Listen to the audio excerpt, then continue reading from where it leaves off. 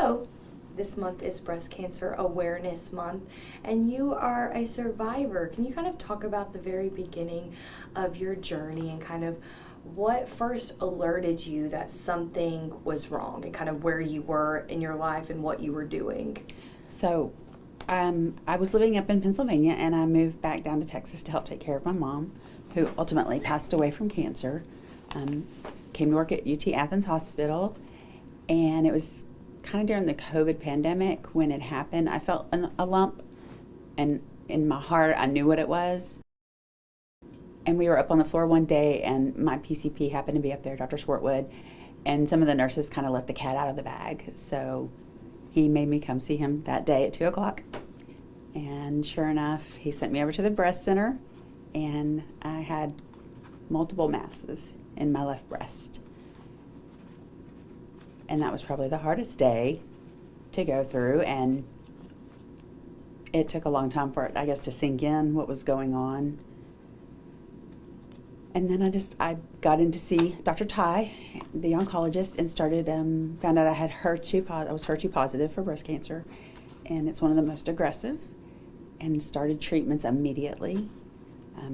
After my first treatment, I didn't have my port in yet, and I worked probably a week and a half after. I tried to go to work. I was up on the floor, and Dr. Dorman happened to be up there doing rounds, and I grabbed him and kind of pulled him to the side and told him what was going on and showed him my arm. And him and I had a really long talk that day, and he was very encouraging, and he told me we're going to get through it. Within 2 weeks, he had my port in before my next treatment, so that was wonderful. A port is definitely very beneficial when it comes to taking chemo. I had 6 rounds of chemo and 12 rounds of Herceptin. And the 6 rounds of chemo there were times it was really, really hard. The first 2 rounds were pretty hard on me, so Dr. Ty did kind of back them down a little bit and made them more doable. I still did work, I just couldn't work as much, so this is so hard.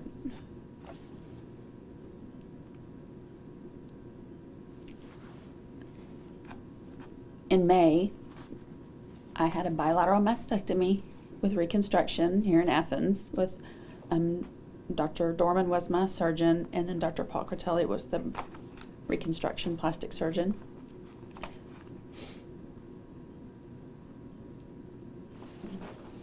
And when Dr. Dorman called me about when my pathologies came back for my sentinel nodes, it was negative. It was the best day. Shortly after that, he called me and asked me to join him over here and kind of take this breast cancer thing and just help others, pay it forward, help other patients, be an advocate, be an ear, be all the things that cancer patients desperately need. My mom had breast cancer, and she actually beat it, and she developed metastatic into her lungs. She was a smoker.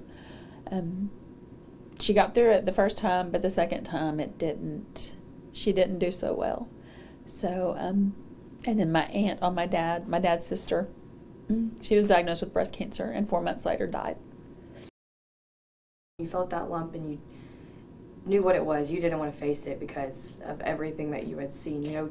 Watching my mom go through chemo all those years, I didn't want to put myself through that. She did chemo and radiation, and I just didn't think I was strong enough to do it. And also, we women in general, we put off our own health care all the time and put others first to take care. We take care of everyone else but ourselves. And so that's what I was doing. I was still trying to take care of everyone else, even when I felt the lumps. And then this whole journey led you to be where you are here today at the clinic here. Can you kind of tell people through that part of it, kind of what you were doing when you showed up here and heard that there was a position open? Yes, I came from my post-op after my mastectomy, and there wasn't a nurse here. And at the time, the manager, I just kind of leaned my head over. I said, where's the nurse? And she said that she had left. So went back and did my appointment with Dr. Dorman. My sister was with me. And as we were walking out, the office manager said, "Are you looking for a job?" And I was like, "No, I work at the hospital." And we just laughed it off. And then me and my sister were talking about it and the whole way home. And I thought, that'd be really neat. You know, I could really help people. And a few days later is when Dr. Dorman called me. And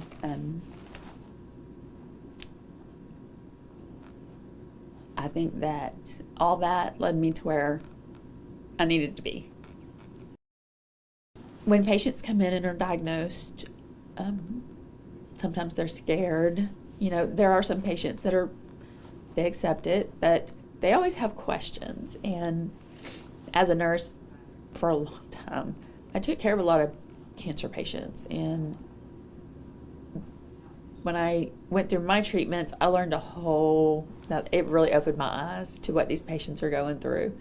So I always tell patients, there's no questions off limits, and there's no stupid question, there's no wrong question. Ask, because if you don't ask, you don't know. Times they just need a hug, you know, and told that it's going to be okay. There's times that patients will go over and get their treatments over across the hall at the Hope Center, and they call and ask me, "Hey, your patient's over here and wanted you to come over." And I've done that a lot, and I think they trust me because they know what I've been through. I don't hold back with any of them, and they don't hold back with me. So I love that established relationship with them, and I love that they trust me and that they can look to me for support, guidance, help, whatever they need. I think I'm right where I need to be.